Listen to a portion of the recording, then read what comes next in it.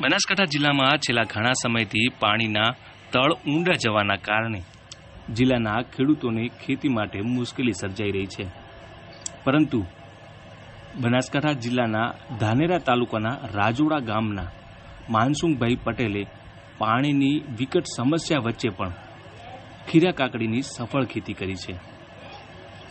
રાજોડા ગામના માનસુંગભાઈ પટેલે પોતાના પૂણા વીઘા ખેતરમાં 4 લાખના ખર્ચે નેટ હાઉસમાં ખીરા કાકડીનું વાવેતર કર્યું છે અને અત્યાર સુધી 8 લાખ કરતાં વધુની આવક મેળવી છે. મારું નામ માસુંગભાઈ કાજાભાઈ પટેલ, ગામ રાજોડા, તાલુકો ધાનેરા, જિલ્લો બનાસકાંઠા. હું પહેલાં ડાયરેક્ટ ઓપન ખેતી કરતો હતો. રાયરો, એરંડા, ઘઉં, બાજરી એના વિશેથી હાલ પાણી ઓછા કારણથી ખીરા કાકડીનું વાવેતર કર્યું.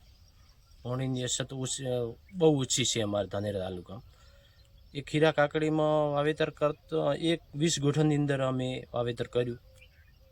તે 20 ગોઠણની અંદર સમજો ને કે 24 ઇંચે એક છોડથી બીજા છોડ વચ્ચે 24 ઇંચનું અંતર હોય. એમાં ખીરા કાકડીનું વાવેતર કરેલું હોય. તે તારીખ 1/1/2024 વાવેતર કર્યું હતું. અત્યારે તારીખ 22/5/2024 છે. 4-4.5 મહિના જેવું થયું છે. એના અંદરથી મેં 50 ટન જેવો માલ કાઢ્યો છે. તો સમજો ને કે 10 રૂપિયાથી મોડી અને 33 રૂપિયા સુધી માલ વેચ્યો હતો.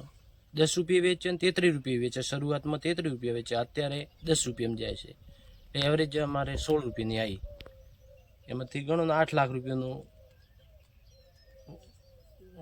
કાઢ્યો. 8 લાખ રૂપિયામાંથી એમાં ખર્ચો અમારે 4 લાખ રૂપિયા થયા. દવાનો ને ટ્રેક્ચરનો બધું થઈ, મજૂરી થઈ.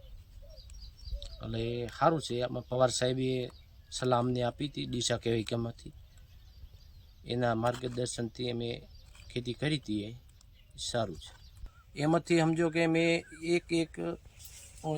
પહેલી 1 તારીખ પહેલો મહિનો અને 2024ના અંદર વાવેતર કર્યું હતું. એના પછી 45-50 દિવસે અમારે ખીરા તોડાઈ ચાલુ થઈ ગઈ હતી. એક દિવસ છોડીને એક દિવસ અમારે ખીરા વેણવાનું ચાલુ જ હતું.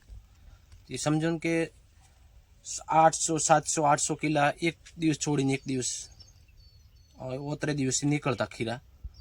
સમજો પછી એમાં પહેલાં શરૂઆતમાં 30 રૂપિયા કાકડી જતી, 33 રૂપિયા જતી, અત્યારે જાય છે 10 રૂપિયા. સમજીને કે હાલ સુધી પ્રોડક્શન અમારે થયું છે 50 ટન. એમાંથી 16 રૂપિયાની એવરેજ આવી. અમારે એવરેજ ભાવ કાઢ્યો. એવરેજ 16 રૂપિયા સમથિંગ 8 લાખ રૂપિયા જેવું થયું હોય અત્યાર સુધી. અને બીજા ખેતીમાં અમે પરંપરાગત ખેતી કરતા હતા. રાયડો, એરંડા, ઘઉં, બાજરી.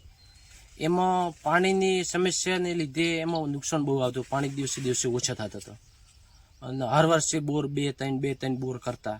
એમાં બોર કરતા એટલે પાક ન થતો એટલે તો બોરમાં ખર્ચો થઈ જતો. લાઇટ બિલ, મોટર બળતી વધારે. એના કારણથી હવે એ ખેતી છોડી એ ચોમાસાની જ અમે હવે ખેતી કરીએ. એ બધી બહારની ઓપનની ખેતી ઓછી કરી નાખી. એમાં હવે આ ગ્રીન હાઉસ બનાવી અને એમાં ખીરા કાકડીનું વાવેતર કર્યું. એટલે આમાં સારું છે. રોકડીયો પાક છે. જેને ખેડૂતને કરવું હોય એને સારું છે. એમાં રોકડીયો પાક રોજનો એક ઓતરે 700-800 કિલા માલ નીકળે એટલે ઓલા ઓપન કરતાં સારું છે. સમજો ને કે એમાં 4-5 ફુવારોનું મિની પોણી હોય ને તો એમાં હેડ્યું જાય. અને ઓલામાં 12 ઓપનમાં જોઈએ પાણી વધારે. એ પાણીના હિસાબથી નુકસાન બહુ થતું હતું. જેટલી આવક હતી એના કરતાં નુકસાન વધારે થતું હતું. એટલે હવે ચોમાસાનું જ બહાર વાવેતર કરો. બાજરી, ઘઉં, જે બાજરીની, એરંડાને એ હોય. બાકી શિયાળાનું ઓછું કરી નાખ્યું પાણીની સમસ્યાને લીધે.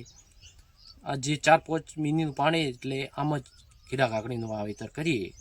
અને એને ખેડૂતોને એમાં સારું છે. જેને કરવું એને. અમારે કેવીકેમાંથી પવાર સાહેબે અમને સલાહ આપી. અમે જયપુર ગુડા કુમાવત કરીને ગામ છે, અહીંયા જઈને મુલાકાત લીધી હતી. પહેલાં અહીંયા ગયા હતા. ખેમારામ ચૌધરી કરીને છે એમની પાસે. એમને સલાહ આપી સારી. એમને પોણી નહોતું એટલે મોટા પોણ બનાવીને એમને ટપકથી આ ખીરા કાકડીનું એ વાવેતર કરતો હતો. એવું નહીં કે એમાં ખીરા કાકડી જ તમે વાવી કહો, ગમે ટમાટરે, શિમલા મિર્ચ છે, આપણે મિર્ચ સાદા છે, એ ગમે તે વાવેતર કરી કહો શાકભાજીનું એમાં સારું છે.